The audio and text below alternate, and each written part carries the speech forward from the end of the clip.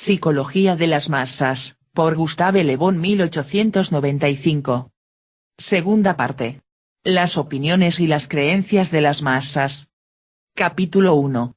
Factores lejanos de las creencias y las opiniones de las masas. Factores preparatorios de las creencias de las masas. La eclosión de las creencias de las masas es consecuencia de una elaboración anterior. Estudio de los diversos factores de estas creencias. Sección 5. La instrucción y la educación. Error de las ideas actuales acerca de la influencia de la instrucción en las masas.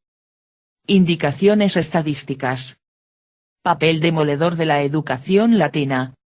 Papel que podrían ejercer la instrucción. Ejemplos proporcionados por diversos pueblos. Entre las ideas dominantes de nuestra época se encuentra en primer plano la siguiente: la instrucción tiene, como resultado cierto, mejorar a los hombres e incluso hacerles iguales.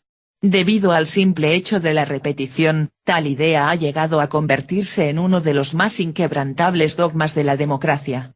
En la actualidad sería tan difícil abordarlo como lo fue antaño criticarlos de la Iglesia. Pero acerca de este punto, como en tantos otros, las ideas democráticas se hallan en un profundo desacuerdo con los datos de la psicología y de la experiencia. Varios filósofos eminentes, y sobre todo Herbert Spencer, no tuvieron que esforzarse mucho para demostrar que la instrucción no hace al hombre más moral ni más feliz, que no cambia sus instintos y sus pasiones hereditarias y que, mal dirigida, puede convertirse en más perniciosa que útil. Las estadísticas han confirmado estas afirmaciones señalando que la criminalidad aumenta con la generalización de la instrucción, o al menos de una determinada instrucción, y que los peores enemigos de la sociedad, los anarquistas, se reclutan con frecuencia entre los alumnos más destacados de las escuelas. Un distinguido magistrado, Adolphe Guillot, señalaba que existen en la actualidad 3.000 criminales cultos frente a 1.000 analfabetos y que, en 50 años, la criminalidad ha pasado de 227 por 100.000 habitantes a 552, es decir, que ha aumentado en un 133%. Ha observado asimismo, junto con sus colegas, que la criminalidad progresa sobre todo entre los jóvenes en los que la escuela gratuita ha sustituido al patronato. Desde luego, nadie ha sostenido jamás que la instrucción bien dirigida no pueda proporcionar resultados prácticos muy útiles, y aunque no sea para aumentar la moralidad, sirva al menos para desarrollar las capacidades profesionales. Desgraciadamente, los pueblos latinos, sobre todo desde hace unos 30 años, han basado su sistema de instrucción en principios muy defectuosos y, pese a las observaciones de destacadas personalidades, persisten en sus lamentables errores. Yo mismo, en diversas obras, he mostrado que nuestra actual educación transforma en enemigos de la sociedad a un gran número de quienes la han recibido y que recluta a muchos discípulos para las peores formas del socialismo. El primer riesgo de esta educación, calificada muy justificadamente como latina, depende de que se basa en un error psicológico fundamental, el de creer que la recitación de manuales desarrolla la inteligencia. Desde un principio se intenta que aprendan al máximo en este sentido y, desde la escuela primaria hasta el doctorado, el joven no hace sino intentar asimilar el contenido de los libros, sin ejercitar jamás su juicio ni su iniciativa. La instrucción consiste para él en recitar y obedecer. Aprenderse lecciones, saberse de memoria una gramática o un compendio, repetir bien, imitar bien, afirmaba un antiguo ministro de Instrucción Pública, Jules Simon. He aquí una educación en la que todo esfuerzo es un acto de fe ante la infalibilidad del maestro y que no tiene por resultado sino rebajarnos y volvernos impotentes. Si esta educación fuese tan solo inútil, podríamos limitarnos a compadecer a los desdichados niños a los que, en lugar de tantas cosas necesarias, se ha preferido enseñarles la genealogía de los hijos de Clotario, las luchas de la Neustria y la Austrasia o las clasificaciones zoológicas, pero ofrece el peligro, mucho más serio, de inspirar a quien la recibe un violento rechazo de la condición en la que ha nacido y un intenso deseo de salirse de la misma. El obrero no quiere continuar siendo obrero, El campesino no desea ser campesino y el último de los burgueses no ve para sus hijos otra carrera posible sino la de funcionario a sueldo del Estado. En lugar de formar hombres para la vida, la escuela no les prepara más que para funciones públicas en las que el éxito no exige ninguna iniciativa. En la parte inferior de la escala social crea ejércitos de proletarios descontentos de su suerte y prestos siempre a la revuelta. En la parte superior, nuestra frívola burguesía, a la vez escéptica y crédula, impregnada de una confianza supersticiosa en el Estado-providencia, al cual, sin embargo, critica sin cesar, inculpando siempre al gobierno de sus propias faltas y siendo incapaz de emprender nada sin la intervención de la autoridad. El Estado, que fabrica a golpe de manual a todos estos diplomados, solo puede utilizar un reducido número de ellos dejando, forzosamente, a los demás sin empleo. Tiene que resignarse, por tanto, a alimentar a los primeros y a tener por enemigos a los segundos. Desde el vértice hasta la base de la pirámide social, la formidable masa de los diplomados asalta en la actualidad las carreras. Un hombre de negocios encontrará muy difícilmente un agente que vaya a representarle en las colonias, pero los más modestos puestos oficiales son solicitados por millares de candidatos. El departamento del Sena, por sí solo, cuenta con 20.000 maestros y maestras de primera enseñanza sin trabajo y que, despreciando el campo y el taller, apelan al Estado para vivir. Al ser limitado el número de los elegidos, el de los descontentos es forzosamente inmenso. Estos últimos están dispuestos a todas las revoluciones sean cuales fueren los jefes y la finalidad perseguida. La adquisición de conocimientos inutilizables es un medio seguro para transformar a un hombre en un rebelde. No se trata, por otra parte, de un fenómeno especial de los pueblos latinos. Se observa también en China, país conducido asimismo por una sólida jerarquía de mandarines, y en el que el mandarinato se obtiene también mediante concursos, cuya prueba única consiste en la imperturbable recitación de densos manuales. El ejército de los letrados sin empleo es considerado hoy día en China como una auténtica calamidad nacional. Lo mismo sucede en la India, en la que desde que los ingleses han abierto escuelas, no para educar, como en Inglaterra, sino simplemente para instruir a los indígenas, se ha formado una clase especial de letrados los babús, los cuales, cuando no pueden lograr una posición, se convierten en irreconciliables enemigos del dominio inglés. En todos los babús, ya posean o no un empleo, el primer efecto de la instrucción ha consistido en rebajar enormemente el nivel de su moralidad. He insistido mucho acerca de este punto en mi libro Les Civilisations de Linde. Todos los autores que han visitado la Gran Península lo han constatado también. Evidentemente, es demasiado tarde para remontar tal corriente. Solo la experiencia, educadora en último término de los pueblos, se encargará de revelarnos nuestro error. Únicamente ella demostrará la necesidad de reemplazar nuestros odiosos manuales, nuestros lamentables concursos, por una instrucción profesional capaz de conducir a la juventud hacia el campo, los talleres, las empresas coloniales, tan descuidadas en la actualidad.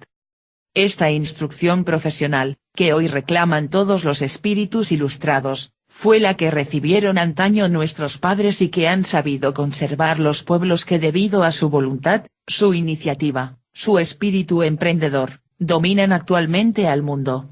En unas memorables páginas, cuyos párrafos esenciales reproduciré más adelante, Taine ha mostrado de forma clara que nuestra educación antigua era, aproximadamente, lo que es hoy la educación inglesa o la americana y, estableciendo un notable paralelismo entre el sistema latino y el anglosajón, hace ver claramente las consecuencias de ambos métodos. Quizá pudieran aceptarse todos los inconvenientes de nuestra educación clásica, aunque no produjese más que marginados y descontentos, si la adquisición superficial de tantos conocimientos, la recitación perfecta de tantos manuales, elevasen el nivel de inteligencia. Pero, ¿logra en realidad este resultado? Desde luego que no. El juicio, la experiencia, la iniciativa, el carácter, son las premisas del éxito en la vida y no es en los textos donde se aprenden. Los libros son a modo de diccionarios útiles para consultar, pero es perfectamente superfluo almacenar en la cabeza largos fragmentos de los mismos. Taine ha mostrado muy bien, en los siguientes pasajes, cómo la instrucción profesional puede desarrollar la inteligencia en una medida que se le escapa por completo a la instrucción clásica. Las ideas no se forman más que en su medio natural y normal, lo que hace que su germen vegete son las innumerables impresiones sensibles que el joven recibe a diario en el taller, la mina, el tribunal, el estudio, la obra, el hospital, ante la contemplación de las herramientas, los materiales y las operaciones, en presencia de los clientes, de los obreros, del trabajo, de la obra bien o mal hecha, dispendiosa o lucrativa, pequeñas percepciones particulares de los ojos, el oído, las manos, e incluso el olfato que, involuntariamente recogidas y vagamente elaboradas, se organizan en él para sugerirle más pronto o más tarde una combinación nueva, o una simplificación, una economía, un perfeccionamiento, una invención. De todos estos preciosos contactos, de todos estos elementos asimilables e indispensables, queda privado el joven francés y precisamente en la edad más fecunda. Durante 7 u 8 años permanece secuestrado en una escuela, lejos de la experiencia directa y personal que le habría proporcionado la noción exacta y viva de las cosas, de los hombres y de los distintos modos de manejarlos. 9, por lo menos, de cada 10 han perdido el tiempo y sus esfuerzos durante varios años de su vida, y años eficaces, importantes o incluso decisivos, contemos en primer término la mitad o las 2/3 partes de los que se presentan a examen, me refiero a los rechazados. Luego, entre los admitidos, graduados, titulados o diplomados, también la mitad o las 2/3 partes de los mismos, me refiero a los agotados. Se les ha exigido demasiado al pedirles que tal día, sentados en una silla o ante un encerado, fuesen durante 2 horas, y para un grupo de ciencias, repertorios vivientes de todo el conocimiento humano. En efecto, así lo han sido, o casi lo han sido dicho día, durante 2 horas, pero un mes más tarde ya no lo son, no podrían soportar de nuevo el examen, sus adquisiciones, demasiado numerosas y densas, se deslizan incesantemente fuera de su espíritu y no realizan adquisiciones nuevas. Su vigor mental ha cedido, la savia fecunda se ha secado, el hombre hecho, formado, parece, y con frecuencia es, el hombre acabado.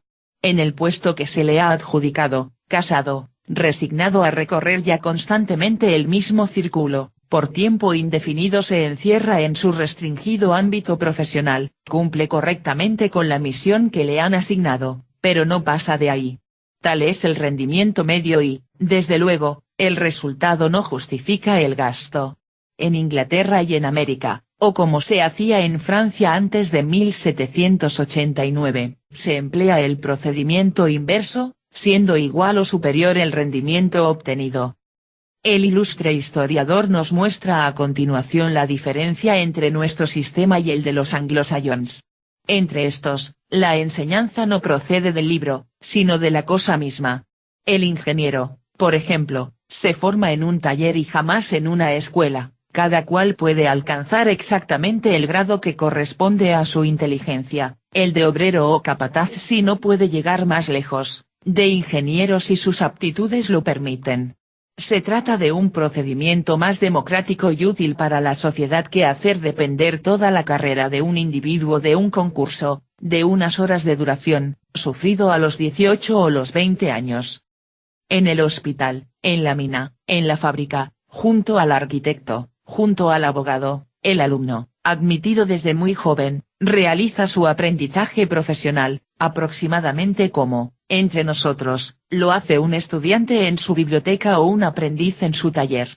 Previamente y antes de ingresar ha seguido algún curso general y sumario, a fin de poseer un cuadro amplio en el que irá situando las observaciones que va a realizar en lo sucesivo. Sin embargo, tiene casi siempre a su alcance varios cursos técnicos que podrá seguir en sus horas libres, a fin de ir coordinando poco a poco las experiencias cotidianas que vaya realizando. Con un régimen así, la capacidad práctica crece y se desarrolla por sí misma, hasta el grado que lo permitan las facultades del alumno, y en la dirección requerida por las futuras necesidades de la especial actividad a la cual desea adaptarse desde el presente. De este modo, en Inglaterra y Estados Unidos, el joven llega rápidamente a emplear a fondo sus aptitudes. A partir de los 25 años, o incluso antes, y si no carece de contenido ni de fondo, no solamente es un útil ejecutor, sino también un emprendedor ejecutivo, no solo una rueda de la maquinaria sino, además, un motor. En Francia, donde ha prevalecido el procedimiento inverso y se va haciendo más complejo a cada generación, el total de energías perdidas es enorme. Y el gran filósofo llega a la siguiente conclusión acerca del creciente desacuerdo entre nuestra educación latina, por una parte, y la vida, por otra. En las tres etapas de la instrucción en la infancia, la adolescencia y la juventud se ha prolongado y sobrecargado la preparación teórica y escolar en los bancos, libresca, centrada exclusivamente en el examen, la graduación, la obtención del título, y ello por los peores medios, por la aplicación de un régimen antinatural y antisocial, mediante el excesivo retraso del aprendizaje práctico, el internado, el entrenamiento artificial y el cumplimiento mecánico de tareas, por la sobrecarga, sin tener para nada en cuenta el porvenir que le espera al hombre, una vez adulto y las profesiones viriles que ejercerá, sin considerar el mundo real en el que va a ingresar a poco el joven, la sociedad a la cual hay que adaptarle o frente a la cual se tiene que resignar de antemano, el conflicto humano en el que, para defenderse y aguantar, ha de ser previamente equipado, armado, ejercitado, endurecido. Este indispensable equipamiento, esta adquisición, más importante que todas las demás, esta solidez del sentido común, de la voluntad y de los nervios, no es algo que proporcionen nuestras escuelas, lejos de capacitarle. Le descalifican para su próximo y definitivo destino. Su entrada en el mundo y sus primeros pasos en el campo de la acción práctica no son la mayoría de las veces sino una serie de dolorosas caídas, queda marcado por ellas, malherido, o incluso inválido ya para siempre.